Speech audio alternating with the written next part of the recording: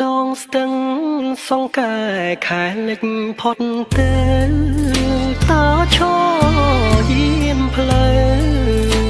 នៅក្បែរស្ពានថ្ម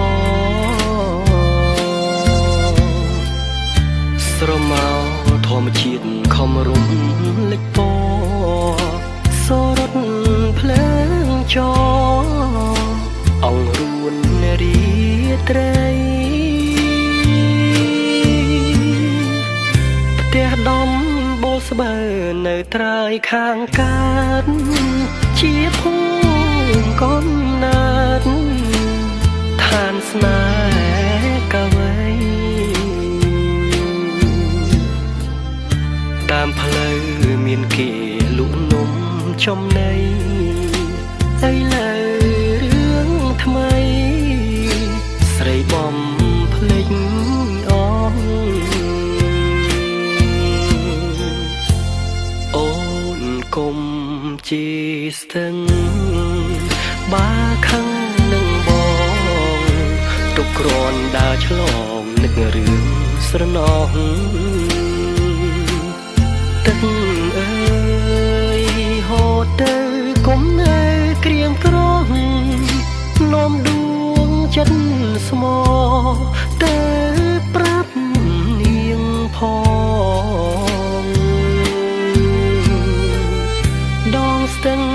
សង្កែធ្លាប់តែផ្ញើចិត្តពេលយប់ងងឹតស្ទាបអងឯខ្នងបើឈប់ស្នេហាសូមខ្លួនជាបងពេលជួបម្ដងញញឹមគ្មានឈប់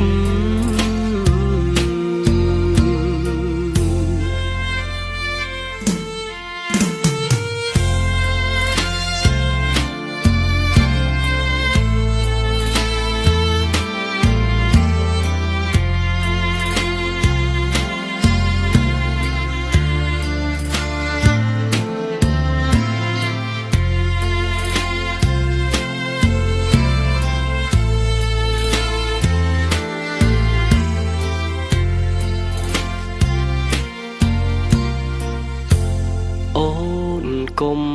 ជាស្ទឹងបាខឹងនឹងបងទុកគ្រាន់ដើរឆ្លងនឹករឿងស្រណោះ